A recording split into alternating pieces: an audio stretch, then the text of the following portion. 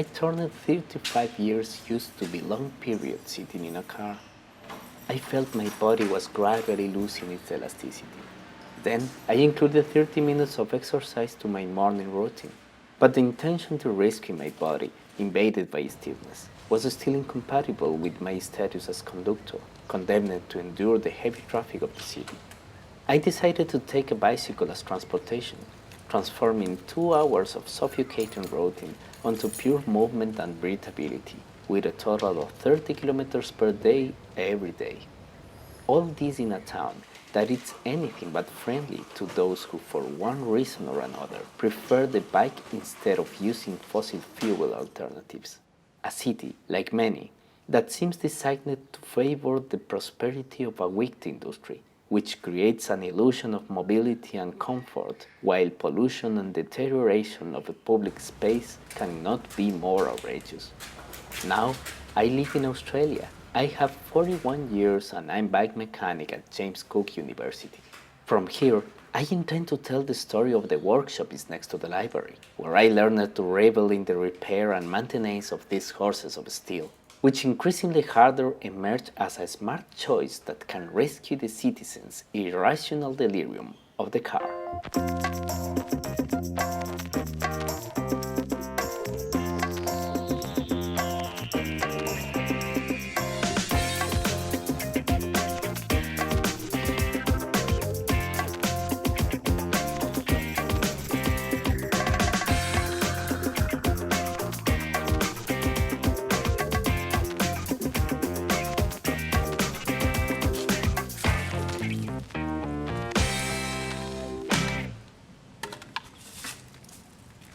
Back in 2011, we decided to use one of our old air conditioning plants.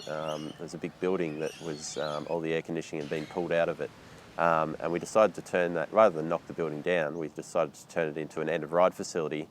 And we also collaborated with the JCU Bicycle Users Group to build a bicycle workshop within that facility.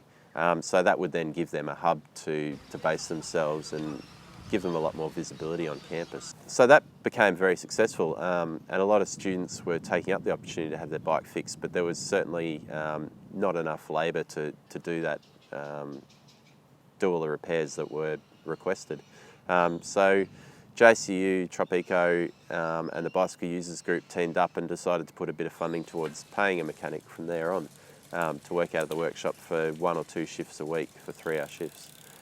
We then looked at our options. Tropico put in a bit more funding, and we also worked with the international office at JCU to put in a funding grant for the JCU Action for Sustainability Fund. And that was for the Green Bike Fleet program, which is really successful today.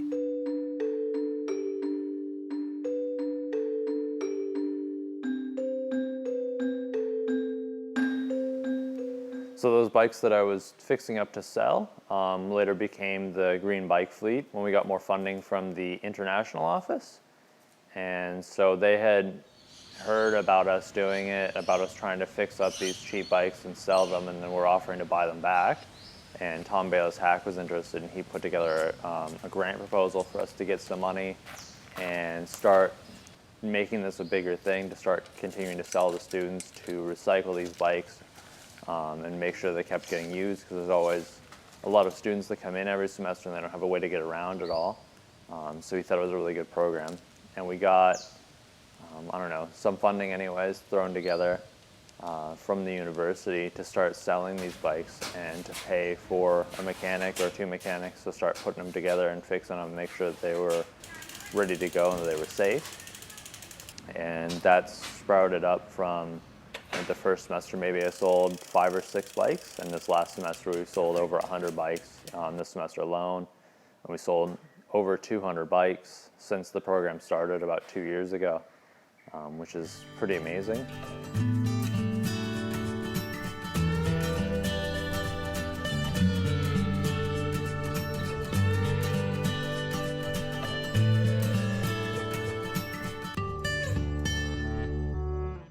Yo me siento bastante contento ayudándolos a ellos porque esta es una labor que, primero que nada, a mí me gusta bastante.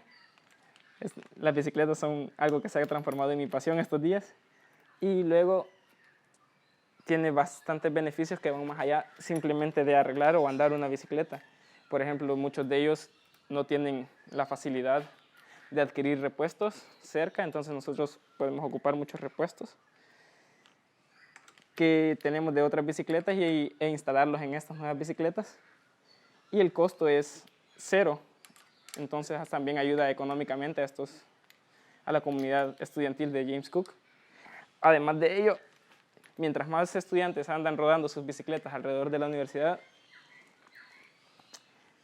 menos estudiantes andan utilizando automóviles y de alguna u otra forma ayuda a reducir las emisiones de dióxido de carbono. Así que podría decir que el taller de bicicletas ayuda a contribuir al medio ambiente.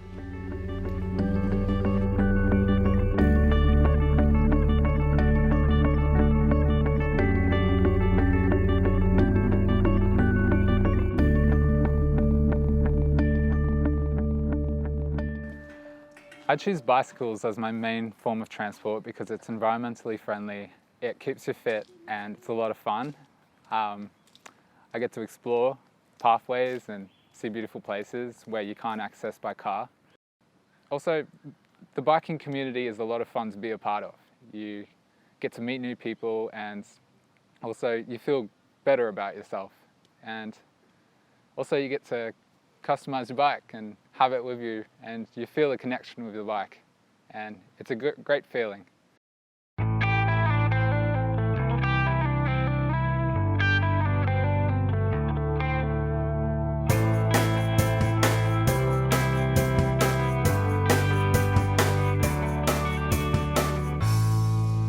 It's important to motivate all students and people in general to use bikes because as a student, first you have a very sedentary life and in this way you can make a little bit of exercise. You can just say to your friends, come on, let's go and have a ride around the river, or let's go to make your buys, your groceries, buys and everything in your bike. You can just put your basket in front or behind your bike and just move around. I think it's so easy. Bicycle workshop is a good example of responsible student life planning at the university.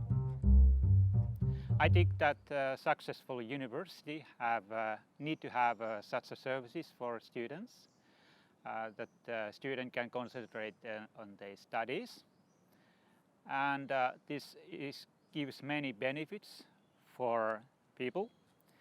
And riding with the bicycle is important part of the students' study life. We get less pollution, less health problems, save money to use for a living, and it's powerful local economy.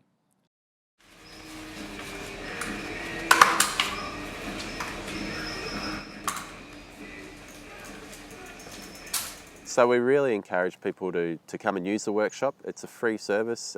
Students can use it at any time. We encourage other people to look at the similar options at other universities and places where this would be useful. There's very little costs involved in putting a mechanic on, and we've found with the green bike fleet where we're selling second-hand bikes back to the students that we've actually not spent much of our funding at all. So that's basically a self-sustaining program where we can just keep it going indefinitely as long as we keep getting second-hand bikes in that we can fix up and sell. It's great though the community support we've got. In the beginning of the project we put out some news releases in various places asking anyone who had a bike in their garage to let us know and we'd come pick it up. And I must say I met some amazing people going out and picking up their old bikes and listening to their stories. One gentleman was 90 years old and he had had his bike since the 1960s, and he said he hadn't ridden it for 20 years.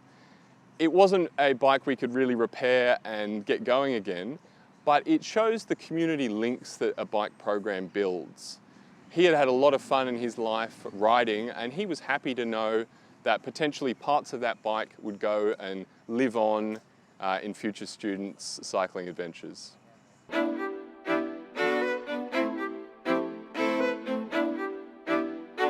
an easy way to get around and explore and stay fit. It's a cheap way to go around the campus. I chose it because I don't have a car here, and I thought it would be a convenient way to get around in the nice weather. Great way to wake up in the morning, just get the coffee and just hit on the bike, pedal all the way, you'll look you up. I can do anything I can, to help in the environment and be eco-friendly. So the bike is super eco-friendly and it's also really convenient to ride around campus. I ride a bike because it's the most efficient way to convert energy into a movement. It's way more efficient than a car, probably 10,000 times more efficient than a car, and it's just better for the planet. You gotta take care of the planet.